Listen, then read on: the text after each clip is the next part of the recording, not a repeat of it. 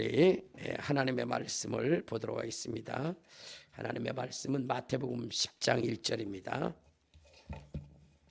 마태복음 10장 1절 우리 다 같이 한 목소리로 합독하도록 하겠습니다. 시작.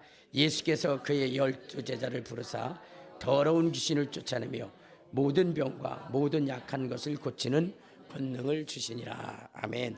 이제 자기 자신을 축복할 때 이렇게 축복하십시오. 나는 예수님 때문에 오베데돔의 복을 받은 사람입니다. 고백하시길 바랍니다. 나는 예수님 때문에 오베데돔의 복을 받은 사람입니다. 아멘. 이 세상에 기이한 일, 기적과 같은 일이 있는데 그것은 바로 나라를 2000년 동안 잃었다가 다시 찾은 이스라엘입니다. 2000년의 세월 동안 유리방황하다가 이제 나라를 세웠는데, 그런데 여러분 그 나라가 불과 몇십 년 만에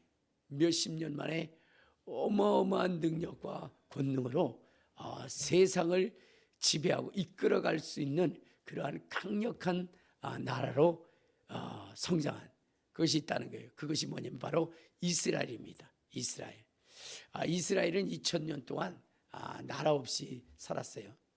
여러분, 우리가 36년의 그러한 그 일제에 그러한 그 식민 생활을 했는데도 우리의 언어, 말 이런 것들도 여러분 어느 순간인가 젖어들어서, 그래서 요즘은 그렇지 않지만 옛날에는 우리 어르신들이 하는 게 전부 다 뭐예요? 일본어예요.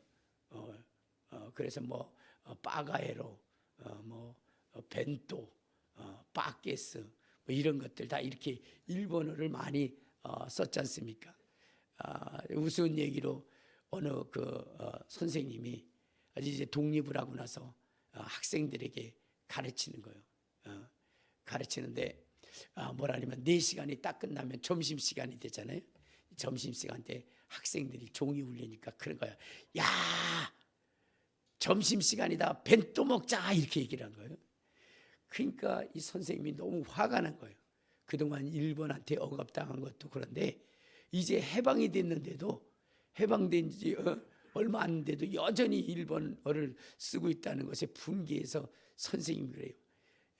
너희들 뭐야, 그동안 일본한테 그렇게 억압을 당했는데도 그 일본어를 쓰고 있어? 벤또라고 여기는 놈들 다 일어서서 저 뒤에서 빠게스 들고 서 있어 이렇게. 그러니까 여러분들 그렇게 36년이라고 하는 그 짧다만 그러한 세월 속에서 살았는데도 뭐냐면 머리 생각하는 것이나 언어 이런 것들이 뭐요? 다 그렇게 도가되어졌는데, 그런데 여러분 2000년 동안 나라를 잃고 여러분 살았다고 한다면 그 모든 민족성이라든가 이런 것들이 다 사라질 것이고, 나라를 되찾는다는 것은 그건 있을 수 없는 일이에요. 비록 나라를 되찾았다 할지라도 어떻게 돼요? 그냥 아무런 권세도 세계 속에 자기 자신도 드러낼 수 없는 그러한 미약한 존재로 남아있을 수 있을 텐데, 여러분 이스라엘은 그렇지 않다는 거예요. 2000년 동안 나라를 잃고 그렇게 방황했지만, 그러나 1948년에 나라를 되찾았어요. 근데 1948년에 나라를 되찾았는데 여러분 그 이후에 그들은 굉장히 강력한 나라가 됐잖아요. 여러분 세상의 나라들의 강대국들의 눈치를 보지 않고 자기네들의 어때요? 그 뜻대로 그렇게 살아가는 민족이 바로 이스라엘 민족이에요. 이번에도 이제 팔레스타인을 이렇게 침공해서 들어갔잖아요. 그럴 때에 막 세상은 나라들은 뭐라냐면 이제 전쟁을 멈춰라. 미국이라고 하는 나라도 지금 뭐라고 얘기해요? 나라 그만뒀으면 좋겠다라고 그렇게 이야기를 하지만, 그러나 거기에 아랑곳하지 않는다. 거기에 아랑곳하지 않고 그들은 뭐냐면 전쟁의 시작도 자기네들이 시작하는 것이고 전쟁의 끝도 누구에게 있는 거예요? 자기네들에게 있다는 거예요. 그러니까 세상의 눈치를 보지 않고 오직 뭐냐면 그 나라의 주권을 위해서 가는 나라가 바로 이스라엘이에요. 그러면 이스라엘이라고 하는 나라가 왜 그럴까? 여러분, 땅도 크지 않아요. 우리나라 강원도만 해요. 백성도 많지 않습니다. 한 900만 정도밖에 안 돼요. 그럼에도 불구하고 여러분 2억이 넘는 그러한 그 인구와의 싸움 속에서도 조금도 굴하지 않고 두려워하지 않고 그럽니다. 이유가 뭘까요? 그들의 배후에 누가 계시기 때문이요? 하나님이 계시기 때문에. 하나님이 아브라함을 선택하시고 그로 말미암아 큰 민족을 이룰 것이라 말씀하셨고, 하나님은 그 이스라엘 민족을 떠나지 않겠다라고 주님이 약속하신 겁니다. 열방의 으뜸이 되게 주님이 그렇게 하시겠다라고 말씀을 하셨어요. 우리 한번 성경을 한번 봅시다. 자, 이스라엘에게 하나님이 뭐라고 약속하셨느냐? 신명기 28장 1절에 보면 이렇게 이야기합니다. 신명기 28장 1절. 자, 시작. 내가 내 하나님 여호와의 말씀을 삼가 듣고 내가 오늘 내게 명령하는 그의 모든 명령을 지켜 행하면 내 하나님 여호와께서 너를 세계 모든 민족 위에 뛰어나게 하실 것이다. 뛰어나게 할 것이다. 그러니까 하나님이 이스라엘을 향해서 하나님이 약속하셨어요. 내 율례와 법도를 지켜 행하면 내가 너를 세계 민족 위에 뛰어나게 할 것이다. 감히 이스라엘을 어떻게 돼요? 이스라엘을 얕볼 수가 없게 만들 것이다 라고 주님은 말씀을 하셨습니다. 여러분, 이 이란이라든가 러시아라고 하는 나라들도 무엇이냐면 여러분 이스라엘을 함부로 쳐들어갈 수가 없어요. 함부로 쳐들어갈 수가 없습니다. 왜냐면 여러분 만약에 그들이 함부로 이스라엘을 쳐들어갔다가는 누가 진노하셔요? 하나님이 진노하십니다. 성경에 그렇게 약속하고 있어요. 뭐라고 얘기냐? 우리 한번 어디를 보시면, 자, 우리 에스겔서 38장. 자, 에스겔서 38장 우리 19절에 보면 이런 말씀이 있어요. 자, 19절 아니 17절부터 읽읍시다. 17절부터 시작. 주 여호와께서 이같이 말씀하시니라. 내가 옛적에 내 종 이스라엘 선지자를 통하여 말한 사람이 내가 아니냐. 그들이 그때에 여러 해 동안 예언하기를 내가 너희를 이끌어다가 그들을 치게 하리니 그날에 고기 이스라엘 땅을 치러 오면 내 노여움이 내 얼굴에 나타나니 주 여호와의 말씀이니라. 내가 진노와 맹렬한 노여움으로 말하였거니와 그날에 큰 진이 이스라엘 땅에 일어나서 바다의 고기들과 공중의 새들과 들의 짐승들과 땅에 기는 모든 벌레와 지면에 있는 모든 사람이 내 앞에서 떨 것이며 모든 산이 무너지며 절벽이 떨어지며 모든 성벽이 이 땅에서 무너지리라. 그러니까 여러분, 하나님은 만일 강대국들이 이스라엘을 치러 오게 되면 하나님이 진노하셔서 그들을 지진을 통해서 멸망시키겠다는 거예요. 지진을 통해서. 그러니까 여러분들 그 이스라엘의 적은 나라도 어떻게 돼요?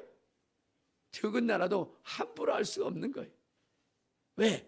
하나님이 그들의 방패가 되시고 하나님이 그들의 산성이 되시고 하나님이 그들의 요새가 되시고 하나님이 그들의 장수가 되어져서 적군들을 물리치기 때문입니다.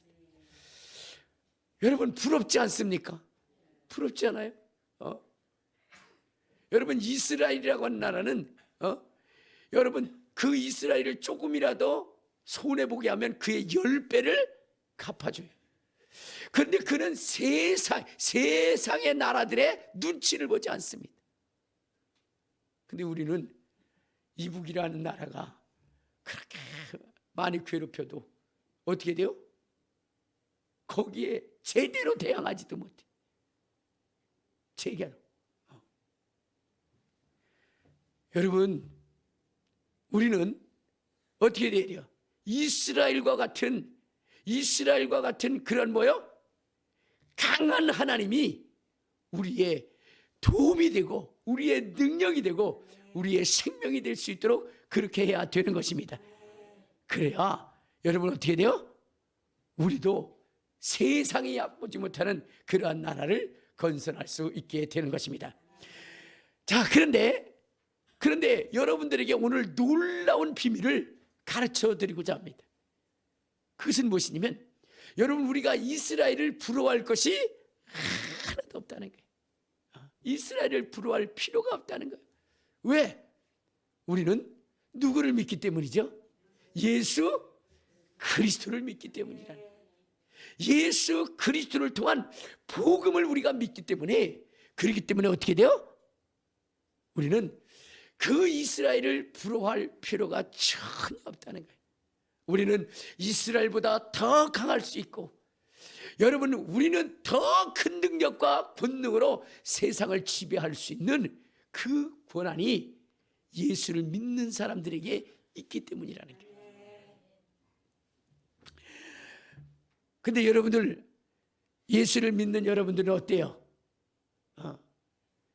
정말로 여호와를 믿는 이스라엘이 그렇게 담대하고 두려움 없이 세상을 정복해 나가는데, 여러분들은 예수를 믿는 사람으로서 세상의 모든 것들을 지배하고 다스리고 정복해 나가십니까? 그렇지 못할 때가 많이 있죠. 여러분, 예수님은 우리에게 말씀하시기를 그의 가난케 되심으로 인하여 우리를 부유케 하시겠다라고 약속을 하셨어요. 그리고 그의 그 채찍 맞음의 공로를 통해서 우리의 질병을 몰아내신다라고 얘기했어요. 그리고 여러분들, 그의 이름의 능력과 권능으로 악한 마귀의 사단의 세력들을 짓밟고 여러분들을 높이 세우시겠다라고 약속을 하셨습니다. 어떻게 하면? 예수를 믿으면. 예수를 믿으면 그렇게 하시겠다라고 말씀을 하셨어요. 그런데 오늘 예수를 믿는 우리가 그렇게 당당하게 살아가지 못하고 있다는 거예요. 이유는 무엇 때문일까요?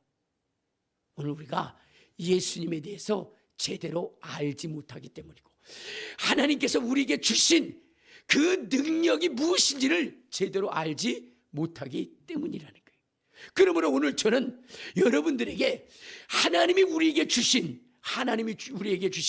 이 선물, 그 선물을 여러분들에게 알려드리고, 그 선물을 통해서 이제 여러분들이 세상의 당당한 사람으로 세상 속에 우뚝 서서 정말로 세상을 정복하고 다스릴 그러한 존재로 살아갈 수 있도록 그렇게 만들고자 합니다. 그러므로 오늘 여러분들에게 들려주는 이 말씀을 잘 들으시기를 주님의 이름으로 축원합니다. 주님의 이름으로 축원합니다. 여러분, 하나님께서 우리에게 주신 선물이 있어요. 그 선물이 뭐냐면 바로 권세와 권능이라는 것입니다. 뭐라고요? 네, 권세와 권능이라는 것을 하나님이 우리에게 주셨습니다. 자, 우리 마태복음 10장, 마태복음 10장 1절에 뭐라고 얘기했느냐? 자, 시작. 예수께서 그의 12제자를 부르사 더러운 귀신을 쫓아내며 모든 병과 모든 약한 것을 고치는 권능을 주시니라. 그러니까 예수님께서 무엇이냐면 권능을 주셨다 그랬어요. 권능을. 근데 여기는 권능이라고만 나오지 다른 건 안 나오는데, 누가복음 9장에는 이렇게 나옵니다. 자, 누가복음 9장 1절에 보면 이렇게 나오고 있어요. 자, 9장 1절. 자, 시작. 예수께서 12제자를 불러 모으사 모든 귀신을 제어하며 병을 고치는 능력과 권위를 주시고, 이렇게 얘기했어요. 여기는 뭐냐면 능력과 권위를 주셨다 그랬어요. 이 능력이라는 것이 뭐냐면 권능을 얘기하는 것이고, 권위라는 것을 무엇을 얘기하는 것이냐면 권세를 얘기하는 거예요. 그러니까 하나님께서 우리에게 무엇을 줬냐면 권세와 권능을 주셨다는 거예요. 할렐루야. 하나님이 우리에게 뭘 주셨다고요? 권세와 권능을 주셨다는 겁니다. 그러면 여러분, 권세란 무엇이고 권능이라고 하는 것은 무엇이냐? 그것을 여러분들이 아셔야 되지 않겠습니까? 이 권세라고 하는 것은 뭐냐면 지배력을 얘기하는 거예요. 뭘 얘기한다고요? 지배력을 얘기하는 거예요. 그리고 명령권을 얘기하는 거예요. 뭐라고요? 그렇죠. 명령하는 것을 얘기하는 거예요. 명령. 그래서 여러분, 이 대통령이라고 하는 사람은 어떤 사람이에요? 권세자예요. 뭐라고요? 네, 권세자예요. 그는 권능자가 아닙니다. 알겠습니까? 권세자예요. 권세자라는 것은 뭐냐면 명령을 해서 그 명령에 복종할 수 있도록 만드는 그 권리, 그 힘, 그것을 바로 권세라 이렇게 얘기하는 거예요. 그래서 대통령이 어떻게 돼요? 전쟁을 해라. 국방부 장관에게 전쟁을 해라. 그렇게 명령하면 그것을 행하는 사람이 누구예요? 국방부 장관이 군대를 동원해서 전쟁을 하는 거예요. 대통령이 하는 게 아니에요. 그래서 대통령은 뭐 하는 거예요? 명령을 하는 권세자야. 권세자. 알겠습니까? 여러분, 대통령에게는 어떻게 돼요? 장관들 있죠? 이 장관들은 뭐냐면 권능자입니다. 알겠습니까? 그래서 대통령이 어떤 다리를 건설해야 되겠다라고 하면 대통령이 가서 사람들을 끌고 가서 하는 게 아니에요.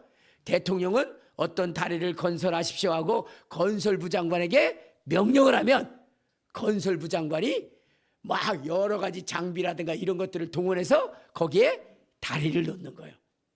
그래서 여러분, 대통령은 뭐냐면 권세자고, 그 다음에 그것을 행하는 장관이라든가 이런 사람들은 권능자예요. 뭐라고요? 권능자. 그래서 그 명령을 수행할 수 있는 그 능력 있는 자를 권능자라 이렇게 얘기하는 거예요. 할렐루야. 그래서 하나님께서 우리에게 무엇을 줬느냐? 이 권세와 권능을 우리에게 주신 것입니다. 할렐루야. 할렐루야. 그러면 하나님께서 왜 이 권세와 권능을 우리에게 주셨느냐? 그것은 다른 것이 아니라 바로 예수 그리스도를 통해서 하나님이 하시고자 하는 그 일을 이제 우리를 통해서 일하시기 위해서 그 권세와 권능을 주신 것입니다. 그러므로 오늘 우리가 권세와 권능을 가진 자로서 우리는 누구에게 초점을 맞춰야 되냐면 예수 그리스도에 대해 초점을 맞춰야 되고, 예수 그리스도께서 행하신 일이 무엇인지를 여러분들이 알고 그 일을 행하는 사람들이 되어야 되는 것입니다. 자, 그러면 예수님이 하신 것이 무엇이냐 이거죠. 그것은 다른 것이 아니라, 자, 요한일서 3장 8절에 보면 예수님은 이와 같은 일을 하셨어요. 자, 요한일서 3장 8절. 자, 시작. 죄를 짓는 자는 마귀에게 속하나니 마귀는 처음부터 범죄함이라. 하나님의 아들이 나타나신 것은 마귀의 일을 멸하기 위해서입니다. 그러니까 예수님이 이 땅에 오신 이유가 뭐예요? 마귀의 일을 멸하시기 위해서 오신 거예요. 마귀의 일을 멸하시기 위해서. 그리고 자, 요한복음 3장 16절을 한번 봐요. 요한복음 3장 16절. 자, 거기에 보면 이렇게 있죠. 자, 시작. 하나님이 세상을 이처럼 사랑하사 독생자를 주셨으니 이는 그를 믿는 자마다 멸망치 않고 영생을 얻게 하려 하심이라. 할렐루야. 그러니까 하나님의 아들이신 예수 그리스도는 이 땅에 오셔서 뭐냐면 마귀의 일을 멸하시고, 그리고 죄인된 인생을 구원하셔서 영생을 주려 하려 하심이라 이거죠. 그 일을 누가 하시느냐? 예수 그리스도가 하게 하시기 위하여 이 땅에 예수님이 오신 것입니다. 자, 그래서 예수님께서는, 자, 어디를 보시면 히브리서 2장. 자, 히브리서 2장에 보면 2장 14절을 한번 보면 이렇게 얘기하고 있죠. 자, 시작. 자녀들은 혈과 육에 속하였으며 그도 또한 같은 모양으로 혈과 육을 함께 지니심은 죽음을 통하여 죽음의 세력을 잡은 자 곧 마귀를 멸하시고 또 죽기를 무서워함으로 한평생 매여 종로로 타는 자들을 놓아주려 하심이니. 그러니까 예수님께서 말씀이 육신이 되어 이 땅에 오신 것은 마귀를 멸하시고 그 속에 있는 자들, 거기서 종로로 타는 자들을 구원해서 하나님의 자녀가 되게 하셔서 영생을 상속받아 영생을 얻도록 그렇게 하신 것이라는 거예요. 그래서 예수님께서는 이 땅에 오셔서 먼저 요단강에서 침례를 받으신 다음에 무엇을 하셨느냐? 마귀가 있는 광야로 간 거예요. 알겠습니까? 예수님이 침례를 받으신 다음에 그 다음에 성령이 임하시고 그 다음에 어디 갔어요? 마귀가 있는 광야로 가서 뭐했죠? 마귀의 시험을 이기셨습니다. 할렐루야, 할렐루야. 그리고 난 다음에 예수님께서 무엇을 선포했냐면 회개하라, 천국이 가까웠다, 이렇게 말씀하셨어요. 그러니까 예수님은 뭐냐면 마귀를 멸하시고 하나님의 나라를 건설하셨는데 이 사역을 누구에게 맡겼느냐? 우리에게 맡긴 거예요. 우리에게, 저와 여러분에게 맡긴 거예요. 그래서 여러분들, 우리의 축복이라고 하는 것은 어느 때 이루어지냐면 예수님이 행하신 그 일을 우리가 충실히 이행할 때에 하나님이 우리에게 놀라운 복을 주신다는 거예요. 그래서 성경에는 뭐냐면 마태복음 6장 33절에 이렇게 말씀하고 있죠. 마태복음 6장 33절. 자, 시작. 그런즉 너희는 먼저 그의 나라와 그의 의를 구하라. 그리하면 이 모든 것을 너희에게 더하시라. 여러분, 하나님께서는 여러분 우리에게 세상을 정복하고 다스릴 수 있는 그러한 그 축복을 줬어요. 그리고 질병을 몰아낼 수 있는 능력과 권능을 주었어요. 그런데 우리가 그것을 누리지 못한 이유는 무엇일까? 그것은 여러분 우리가 먼저 해야 할 그 일을 하지 않기 때문이라는 거예요. 먼저 해야 할 일이 뭐냐? 하나님의 나라와 의를 구하는 거예요. 그것을 구하면 어떻게 돼요? 모든 것을 더해준다는 거예요. 여러분들을 부하게 하고 여러분들을 능력 있게 하고 세상을 정복하게 하고 여러분 세상 위에 존귀한 자로 드러나게 해 주신다는 것입니다. 그러므로 여러분들이 해야 되는 것이 뭐냐면 예수님의 행하신 일, 마귀를 대적하는 일, 마귀의 일을 멸하는 일, 그 일을 여러분들이 집중적으로 해야 되는 것이고, 영혼을 구원하는 일, 하나님의 나라를 확장하는 일, 이 일에 여러분들이 관심을 가져야 되는 것입니다. 할렐루야. 여러분들이 하나님의 복을 받기를 원한다면 어떻게 되셔야 돼요? 마귀를 대적해야 되는 거예요. 마귀를 대적해야 돼요. 자, 우리 한번 어디를 보시냐면, 자, 야고보서 4장 8절에 보면 이런 말씀 있죠. 야고보서 4장 7절입니다. 4장 7절. 자, 시작. 그런즉 너희는 하나님께 복종할지어다. 마귀를 대적하라. 그리하면 너희를 피하리라. 그랬어요. 마귀를 대적하라. 이렇게 얘기했어요. 마귀를 대적하라. 그리고 주님이 또 뭐라 그러냐? 귀신을 쫓아내라. 마귀를 대적하고 귀신을 쫓아내고 그리고 하나님께 영혼을 드려서 하나님께 영광을 돌리라. 이렇게 말씀하셨어요. 여러분, 하나님께서 우리에게 두 가지 선물을 주셨다 그랬죠. 하나는 권세와 그 다음에 권능이라 그랬죠. 하나님이 우리에게 권세와 권능을 주신 이유가 바로 여기 있는 거예요. 여러분, 우리의 사명은 무엇이냐면 어떻게 되는 거예요?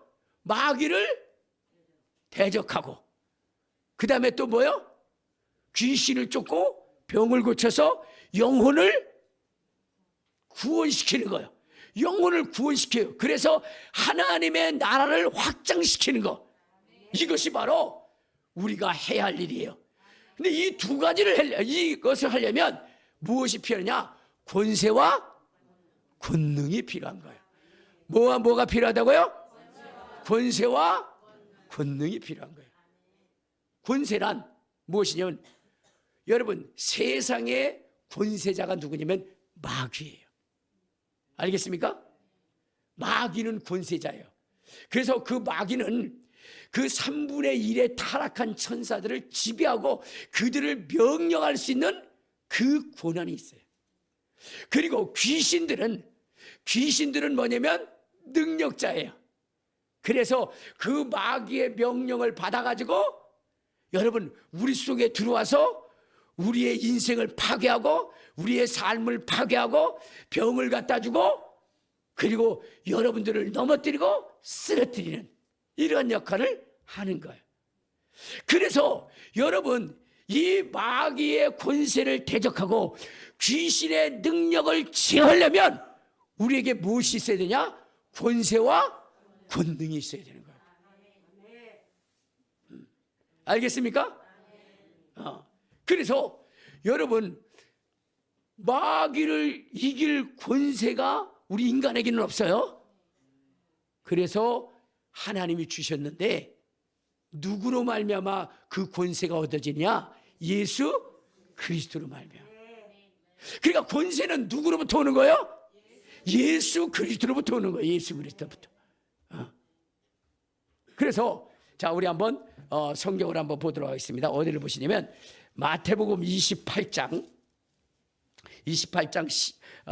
18절에 보면 이렇게 얘기했습니다. 18절 시작. 예수께서 나와 말씀하여 이르시되 하늘과 땅의 모든 권세를 내게 주셨습니다. 여러분, 하늘과 땅의 모든 권세를 가지신 분이 누구예요? 예수 그리스도예요. 누가 주셨느냐? 하나님이 주신 거예요. 자, 그런데 그 하늘과 땅의 모든 권세를 가지신 이 예수 그리스도께서 우리에게 뭐냐면 권세를 주신 거예요. 무슨 권세를 줬냐? 하나님의 아들이 되는 권세를 주신 거예요. 그래서 여러분 뭐예요? 영접하는 자, 곧 그 이름을 믿는 자들에게는 하나님의 자녀가 되는 권세를 주셨으니 해서, 그래서 우리는 이제 뭐냐면 권세를 얻은 자예요. 그 권세는 하나님의 아들의 권세예요. 하나님의 아들의 권세는 마귀를 대적할 수 있는, 그래서 마귀가 피할 수 있는 그 권세예요. 할렐루야, 할렐루야. 아까 얘기했잖아요. 마귀를 이기신 권세가 누구라고요? 예수라고 그랬잖아요. 마귀가 와서 예수님 앞에 시험했는데 예수님이 말씀으로 그것을 이겼어요. 그래서 우리는 그 권세를 가지고 누구를 대적할 수 있어요? 마귀를 대적할 수가 있는 거예요. 그러면 마귀는 피하게 되는 거예요. 여러분들이 마귀를 두려워하면 안 돼요. 무서워하면 안 됩니다. 여러분에게 무슨 권세가 있어요? 예수님, 하나님의 아들의 권세, 마귀의 권세를 깨뜨린 그 권세가 여러분들에게 있는 것입니다. 그래서 그 권세를 사용하시기를 주님의 이름으로 축원합니다. 주님의 이름으로 축원합니다. 그런데 여러분, 이 권세라고 하는 것은 어떤 사람은 굉장히 강력한 권세를 가져서 행세하는 사람이 있는가 하면, 권세가 있음에도 불구하고 뭐요? 아주 지질이 못난 짓 하는 사람들도 있죠. 왕에게는 뭐가 있어요? 권세가 있죠. 그렇죠? 그런데 이 왕 중에서도 왕 중에서 권력이 있는 왕이 있는가 하면 그렇지 못한 왕이 있어요. 그 권력이 강력한 뭐냐면 왕이 있는가 하면 권세가 있음에도 불구하고 그 신하들에게 휘둘려 가지고 어떻게 돼요? 독방에 갇혀 있는, 아무런 능력도 행할 수 없는 그러한 존재가 있다는 거예요. 여러분, 우리나라의 조선시대에 가장 강력한 왕권을 가졌던 사람이 누구죠? 이방원이죠. 이방원. 그러니까 태조 이성계 다음의 아들인 태종인 이방원. 여러분, 이 태종의 그 권세는요 어마어마했습니다. 그래서 거기에 뭐냐면 도전하는 자가 없어요. 도전하는 자. 공신이라 할지라도 어때요? 한순간에 귀양 보내고 그냥 사형시키고 막 그래요. 어마어마한 권세를 가지고 있어요. 어마어마한. 그런데 여러분들이 알고 있는 똑같은 왕인데 철종이라고 하는 왕, 철종이라고 하는 왕은 그렇게 철통 같은 그 권세가 있는데도 어떻게 돼요? 신하들에게 휩쓸려가지고, 조선 말기에 보면 왕들이 전부 다 권세를 잃어가지고 어떻게 돼요? 다 신하들에게 휘둘려서 신하가 시키는 대로 도장 찍으라면 도장 찍고, 어떻게 돼요? 누구 임명하라면 임명하고, 그러한 아주 초라한 그런 왕이 있었다는 거예요. 여러분, 예수를 믿는 사람들도 마찬가지예요. 어떤 예수를 믿는 사람들은 어떻게 돼요? 강하고 담대해서 귀신도 쫓고 병도 고치고 세상도 정복하고 세상도 다스리고 그러는 예수 믿는 사람이 있는가 하면은, 어떤 사람은 밤낮 병에 걸리고 밤낮 깨지고 터지고 그러는 사람이 있어요. 그건 뭐냐면 권세가 있지만 뭐가 없어서 그래요? 권능이 없기 때문에 그래요. 권능이 없기 때문에. 여러분, 권세와 권능이 있는 예수 믿는 사람들은요, 어떻게 됐어요? 여러분, 세상을 두려워하지 않습니다. 권력을 두려워하지 않아요. 무서워하지 않습니다. 세상에 그러한 그 법도 두려워하지 않아요. 누가 그의 주인이 되어주시냐? 하나님이 그와 함께 하시기 때문이라는 거예요. 하나님이. 여러분, 정말로 예수를 제대로 믿고 권세와 권능이 있으면, 그러면 여러분들 이 전체의 이 상황도 변화시킬 수 있는 능력이 있는 거예요. 여러분, 세상의 모든 이치도 바꿀 수 있는 능력이 있는 거예요. 아멘도 안 하는 거 보니까 여러분들 뭐요? 그런 일이 뭐가 있어, 있긴 개뿔. 그러니까 이것은 여러분들이 무엇을 믿지 않기 때문이냐면 하나님이 주신 권세와 권능을 믿지 않기 때문이라 이 말이에요. 왜? 예수를 믿어도 그러한 역사를 체험한 적이 없으니까.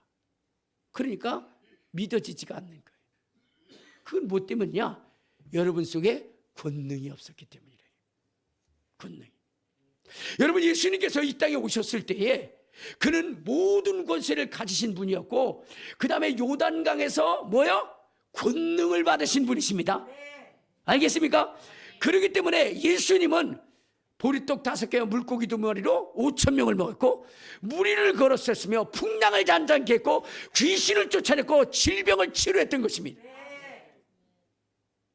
여러분, 주의 제자들에게도 이 권세와 권능이 있었을 때 베드로라고 하는 사람이 어때요? 죽은 자도 살리고 안질병이도 일으키고. 여러분, 권세자들을, 서기관과 바리새인들과 제사장들을 두려워하지 않았어요. 그들이 위협했을 때 뭐냐면, 우리가 너희의 말을 듣는 것과 하나님의 말씀 듣는 것 어느 것이 더 중요한가 너희는 생각해 보라 라고 그렇게 얘기했던 것입니다. 그러니까 여러분, 권세와 권능이 있는 자들은 세상을 두려워하지 않습니다.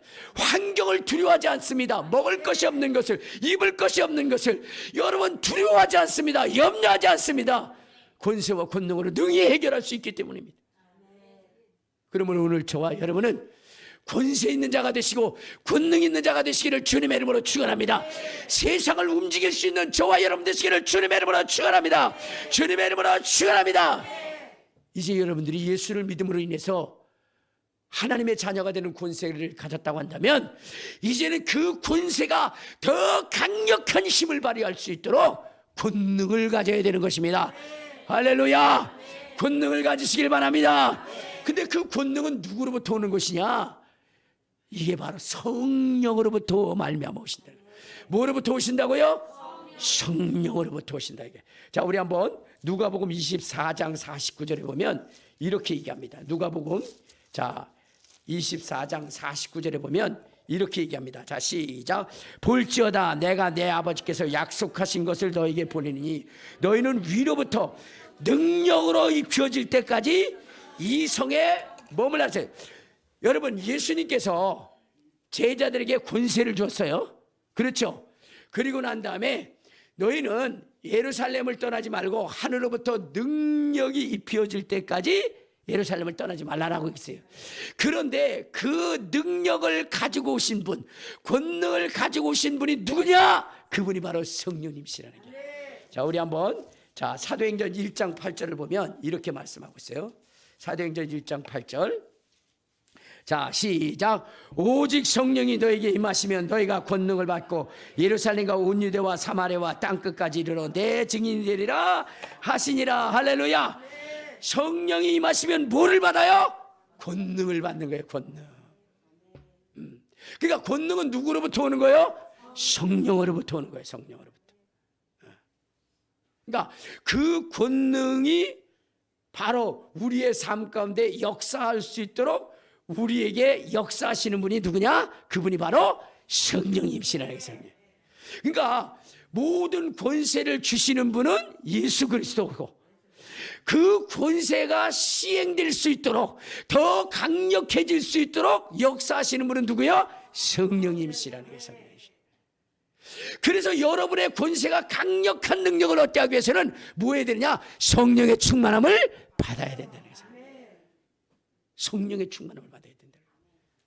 그래서 여러분들 날마다 뭐 해야 돼요? 성령 충만함을 기도해야 되는 거예요. 그러니까 여러분, 예수님의 권세를 가진, 그 이름의 권세를 가진 사람은 어느 때는 뭐냐면 귀신을 쫓아낼 수도 있고 또 거기에 굴복당할 수도 있어요. 왜? 성령의 권능이 없으면. 알겠습니까? 그래서 우리는 어떻게 돼요? 성령의 권능이 충만할 수 있도록 하나님 앞에 전심으로 기도하면서 부르짖으면서 해야 돼요. 여러분들이 기도하고 부르짖을 때 여러분, 성령이 우리 안에 계신 성령께서 누구를 부르시냐? 천군과 천사를 부르시는 거예요. 그래서 여러분들을 호위하고 보호할 수 있도록 하시고, 여러분들이 선포할 때 예수 그리스도의 이름의 권세를 사용할 때 그 천사들이 역사를 하는 거예요. 할렐루야. 그래서 여러분들 이사나 옮겨져라 라고 얘기하면, 예수의 이름으로 명하노니 이사나 옮겨져라 하면은, 그러면 어떻게 되는 거예요? 예수의 이름을 사용한 여러분들의 그 입술의 선포를 통해서 성령께서 천사들에게 명하는 거예요. 그럼 천사들은 그 산을 옮기는 겁니다. 알겠습니까? 그래서 성경은 뭐냐면 모든 천사들은 부리는 영으로서 구원 얻은 후사들을 위하여 보내신 자라는 거예요. 그래서 여러분들은 신앙생활하면서 천사를 부릴 수 있는 자들이 되시기를 주님의 이름으로 축원합니다. 천사가 움직이면요 어떻게 되는 거예요? 귀신도 떠나가는 거예요. 천사가 움직이면 질병도 치료되어지는 것입니다. 천사가 움직이면 여러분의 박혔던 담들도 무너지게 되어져 있는 거예요. 그래서 여러분들 신앙생활 할 때 권세 없는 신앙생활, 권능 없는 신앙생활 하지 마시고 권세와 권능이 넘쳐나기를 주님의 이름으로 축원합니다. 주님의 이름으로 축원합니다. 자, 그런데 여러분들이 여기서 또 알아야 될 것이 있어요. 무엇이냐면 여러분, 이 권세가 누구로부터 왔다 그랬어요? 예수 그리스도로부터 왔다 그랬어요. 권세는 누구로부터 왔다고요? 예수 그리스도로부터 왔다 그랬어요. 그러면 여러분, 우리가 예수님이 누군데, 예수님이 누구신데 우리에게 그 권세를 줬는가 해서 예수 그리스도에 대해서 여러분들이 아셔야 되는 거예요. 예수 그리스도를 여러분들이 안 만큼 그 권세의 확실성 그리고 위력은 더 커질 수가 있는 거예요. 여러분들 보세요. 이 대통령이 법으로 정해진 그 권한을 알면 알수록 그가 어디까지? 어때요? 그가 자기가 아는 지식만큼 그 권력을, 그 권세를 사용할 수 있게 되는 거예요. 그렇죠? 그런데 대통령이 그걸 모른다? 자기의 권한, 권세가 뭔지 모른다? 그러면 어떻게 돼요? 그는 부실한 대통령이 될 수밖에 없는 거예요. 그런 것처럼 내가 가지고 있는 이 권세의 범위가 어느 정도인지를 여러분들이 알아야 되는 거예요. 알겠습니까? 여러분, 복음이라고 하는 것, 이게 복된 소식이라고 그랬죠. 복된 소식이라 그랬어요. 좋은 소식이라는 뜻이에요. 자, 그런데 왜 이것이 좋은 소식이냐 하는 것을 여러분들이 아셔야 되는데, 그것을 알게 되려면 어떻게 해야? 예수 그리스도에 대해서 알아야 된다는 거예요. 예수 그리스도. 그래서 여러분들이 예수 그리스도께서 우리에게 주신 이 권세를 사용하기 위해서 누구에 대해서 알아야 되느냐? 예수에 대해서 알아야 되는 거예요. 자, 그런데 예수는 누구냐? 예수는요, 하나님의 아들이십니다. 그리고 예수는 제사장인데 대제사장이십니다. 예수는 누구라고요? 대제사장이에요. 여러분들이 이것을 알아야 돼요. 예수님은 대제사장이고 하나님의 아들이시고, 그리고 예수님은 왕이십니다. 뭐라고요? 왕이신 거예요. 그래서 예수님은 하나님의 아들, 그다음에 대제사장, 왕이에요. 이분이 우리에게 권세를 주신 거예요. 권세를 준 거예요. 자, 그런데 여러분, 율법의 사람들도 굉장히 강력한 힘이 있다 그랬죠. 여러분들 이런 얘기했어요. 우리 어디를 보시냐면요, 고린도후서 4장에 보면 이런 말씀이 있어요. 자, 고린도후서 우리 3장입니다. 고린도후서 3장 우리 7절부터 보면 이렇게 얘기합니다. 자, 시작. 돌에 써서 세계에 죽게 하는 율법 조문의 직분도 영광이 있어 이스라엘 자손들은 모세의 얼굴을 없어질 영광 때문에 그 얼굴을 주목하여 보지 못하겠다나 하물며 영의 직분은 더욱 영광이 있지 않겠느냐, 이렇게 얘기했어요. 자, 여기 보면 모세의 영광에 대해서 얘기하고 또 뭐예요? 더 큰 영광에 대해서 얘기하고 있어요. 그렇죠? 자, 모세가 가진 권세가 어마어마하기 때문에 지금도 어떻게 돼요? 이스라엘은 이 세상의 그러한 나라들에게 굴복하지 않습니다.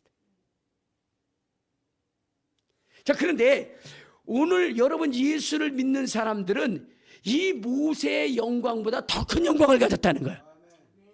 더 큰 영광. 왜일까? 모세는 천사들이 전하여 준 율법을 따라 그들이 권세를 얻은 거예요. 근데 우리는 누구죠? 하나님의 아들이신 예수 그리스도를 통해서 하나님의 자녀가 되는 놀라운 축복을 받게 된 겁니다. 여러분, 여기서 잘 아셔야 돼요. 여러분들 이 제사장이 굉장히 중요한데, 이 제사장에 대해서 이야기할 때 여러분, 우리는 율법을 통하여 이루어진 제사장을 따라가는 인생이 아니에요. 알겠습니까? 여러분들, 우리는 율법과 관계가 있을까요? 없을까요? 없어요. 우리는 율법과 관계없는 이방인이에요. 율법은 누구에게만 있죠? 이스라엘에게만 관계해요. 그래서 제사장도, 여러분, 우리는 이 율법을 통해서 나타난 제사장을 따르는 인생이 아니라는 거예요. 그런데 여러분, 목사님들이 가르칠 때에 우리의 제사장의 그 줄이 율법을 통해서 온 그 제사장을 따라서 우리가 된 줄로 그렇게 가르쳐요. 그래서 자꾸만 율법 안에 우리를 끌어들여 가려고 하는 거예요. 이게 우리로 하여금 뭐냐면 능력을 상실하게 만드는 거예요. 하나님의 능력을 상실하게 만드는 거예요. 우리는 결코 율법에 매이는 인생이 아닙니다. 그걸 오늘 제가 여러분들에게 알려드리는 거예요. 이걸 잘 아셔야 돼요. 자, 여러분, 율법의 제사장은 뭐냐면 이스라엘에게는 12지파가 있어요. 그 중에 어떻게냐? 여러분, 레위 지파가 빠져요. 그럼 11지파죠.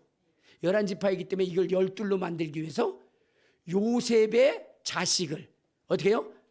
므낫셋과 에브라임을 둘로 쪼개가지고 2지파를 만들어요. 그래서 그들을 12지파로 만듭니다. 그리고 레위 지파를 빼가지고 이 지파를 뭐냐면 이제 하나님의 전을 위하여 봉사하는 그러한 지파로 만들어서 그 속에서 천막을 움직이고 성막 안에서 봉사하는 자들을 뽑고, 그리고 그 중에 또 아론이라고 하는 사람을 특별히 선택해서 그를 제사장 계열로 만들어요. 알겠습니까? 그래서 이 아론의 계열의 자손들만이 제사장이 될 수 있고 그 아론 속에서 대제사장이 나오게 돼 있어요. 아론의 계열 속에서. 알겠습니까? 그래서 지금까지 이스라엘의 제사장이라는 것은, 대제사장이라는 것은 어디에서 나온 거냐면 12지파, 그 중에 레위 지파, 그 중에 아론, 알겠습니까? 아론의 계열에서 나온 지파예요. 자, 그런데 예수님은 그것을 따라오신 분이 아니에요. 그 아론의 계열을 따라서 아론의 반차를 통해서 오신 분이 아니에요. 그럼 누구를 통해서 오셨느냐? 멜기세덱의 반차를 쫓아서 오신 거예요. 알겠습니까? 예수님은 어느 반차를 쫓아서 오셨다고요? 멜기세덱의 반차를 쫓아서 오신 거예요. 여러분 이거 잘 들으셔야 돼요. 여러분의 권리를 찾아드리는 거예요. 멜기세덱의 반차를 쫓아서 여러분들 어떻게 돼요? 오신 분이시라는 거예요. 그래서 성경에 이렇게 얘기합니다. 자, 히브리서 7장. 히브리서 7장 우리 11절에 보면 이렇게 얘기합니다. 11절 시작. 레위 계통의 제사 직분으로 말미암아 온전함을 얻을 수 없어. 백성이 그 아래서 율법을 받았으니 어찌하여 아론의 반차를 따르지 않고 멜기세덱의 반차를 따른 다른 한 제사장을 세울 필요가 있었느냐, 이렇게 얘기했어요. 자, 봐요. 여기에 보면은 예수님은 아론의 반차를 쫓아오지 아니하시고 누구의 반차를 쫓아오셨다? 멜기세덱의 반차를 쫓아오셨다. 자, 6장 20절에 이렇게 나오잖아요. 6장 20절 시작. 그리로 앞서 가신 예수께서 멜기세덱의 반차를 따라 영원한 제사장이 되어 우리를 위하여 들어가냐. 그러니까 예수님은 멜기세덱의 반차를 쫓아서 온 거예요. 그래서 예수님은 레위 족보에 들지 아니하시고 어디 족보였냐? 유다 족보를 통해서 오신 거예요. 그래서 7장 14절을 봐요. 히브리서 7장 14절 시작. 우리 주께서는 유다로부터 나신 것이 분명하도다. 이 지파에는 모세가 제사장들에 관하여 말한 것이 하나도 없고 멜기세덱과 같은 별다른 한 제사장이 일어난 것을 보니 더욱 분명하도다. 이렇게 나왔죠. 여러분 이거 굉장히 중요한 얘기예요. 우리가 믿는 예수는 아론의 반차를 통해서 오신 것이 아니라 누구요? 멜기세덱의 반차를 쫓아서 오신 제사장.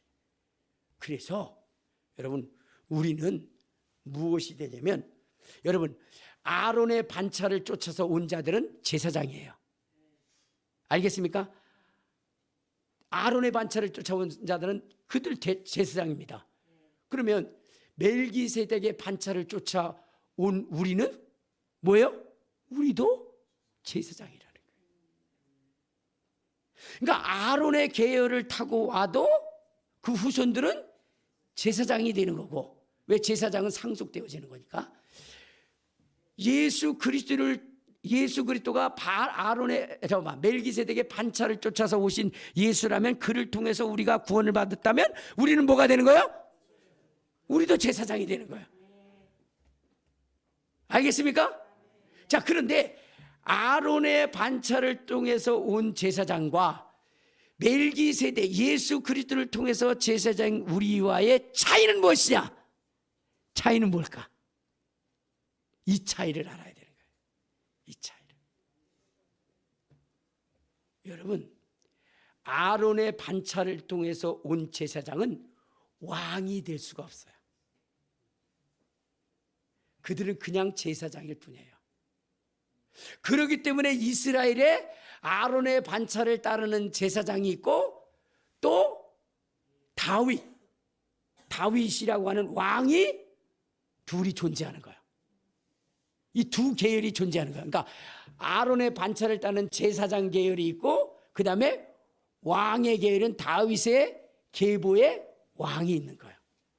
자, 그런데 우리는 예수 그리스도를 통해서 제사장이 됐기 때문에 우리는 어떤 제사장이냐? 왕 같은 제사장이 되는 거예요. 할렐루야! 무슨 제사장? 왕 같은 제사장이 되는 거예요. 왕 같은 제사장. 그러니까 이스라엘의 아론의 반차를 따르는 제사장과 우리가 갖는 제사장은 이건 천지 차이가 되는 거예요. 천지 차이가. 할렐루야. 우리는 무슨 제사장? 왕 같은. 그래서 베드로가 갑바도기아 이러한 지역에 있는 아시아 지역에 있는 사람들을 향해서 너희는 왕 같은 제사장이요 거룩한 나라요 라고 이렇게 이야기를 했던 겁니다. 제사장에게 여러분 아론을 닦는 반차를 갖는 그들에게 왕이라고 얘기한 적이 없어요. 알겠습니까? 그들이 망한 것이 뭐냐면 여러분 그들은 제사장일 뿐이고 하나님은 왕이신데 그 왕권을 가지려고 했기 때문에 이스라엘이 어떻게 돼요? 망해버린 사건이 나타나는 거예요. 그런데 우리에게는 뭐냐면 나는 왕이요 나는 제사장이 되는 거예요. 여러분들은 그렇게 되는 거예요. 그래서 여러분들이 천년왕국에 들어갈 때에 여러분들은 어떤 존재로 들어가요? 왕 같은 제사장으로 들어가는 거예요. 그래서 요한계시록 20장 6절에 보면 이렇게 얘기합니다. 20장 6절 시작. 이 첫째 부활에 참여하는 자들은 복이 있고 거룩하도다. 둘째 사망이 그들을 다스리는 권세가 없고 도리어 그들이 하나님과 그리스도의 제사장이 되어 천년 동안 그리스도와 더불어 왕 노릇하는 겁니다. 여러분 그래서 우리에게 뭐가 있는 거예요? 권세가 있고 권능이 있는 겁니다. 할렐루야. 그래서 여러분들은요 무엇이면 여러분 속에 예수님의 권세가 있고 성령님의 권능이 있어서 여러분들이 뭐냐 귀신을 쫓을 수 있는 겁니다. 삶의 환경들을 변화시킬 수 있는 능력이 생기는 거예요. 능력이. 그걸 여러분들이 주장하면서 나가야 되는 거예요. 여러분 그 김선영 그 목사님이 이제 불교 아주 철저한 불자라 그랬잖아요. 그런데 그분을 사랑한 그 스님이 있었대요. 보살이 있었대요. 그게 뭐냐면은 만배 스님이라고. 만배 보살? 만배 스님? 그러니까 그분은 하루에 10,000번씩 절을 하는 거예요. 근데 이분은 누구도 안 만나요. 그리고 성품이 얼마나 뭐냐면 불같은지 몰라요. 그런데 이분이 한 사람만 딱 만나게 하는 사람인데 그분이 누구냐면 김선영 목사님이었어요.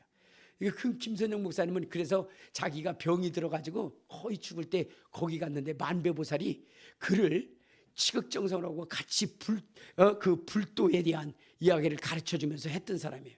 근데 이분이 어느 날 뭐냐면은 거기에 내려갔죠. 그래서 내려갔다가 이제 예수를 믿게 된 거예요. 예수를 믿게 돼가지고 그리고 그 질병이 치료가 된 거예요. 그런데 어느 날 하나님께서 그에게 얘기하는 거예요. 선영아 선영아 너 이제 그 산에 있는 만배보살에게 복음을 전해라 이렇게 얘기를 한 거예요. 그 얘기를 듣는 순간 이 뭐냐면 김선영 목사님은 아주 온몸이 쪼그라드는 것 같아요. 왜냐? 그 사람이 어떤 사람인데 하루에 10,000번씩 절하는 사람이고 그 사람 앞에서는요 세상에 어떤 권력자도 어떻게 돼요?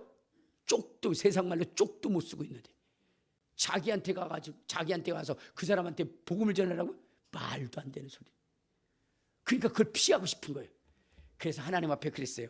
하나님 아직은 내가 약하니까 내가 더 기도한 다음에 가겠다라고 얘기를 했어요. 그랬더니 하나님이 아니 당장 가라고 얘기하는 거예요. 근데 갈 수가 없어요. 왜? 그 사람 얼굴 봤다는 자기는 완전히 막 찌그러질 것 같아요. 복음은 건사하고 뒤지게 터질 것 같은 거예요. 그래서 피하고 싶은 거예요. 그래서 이 핑계 저 핑계 되는 거예요.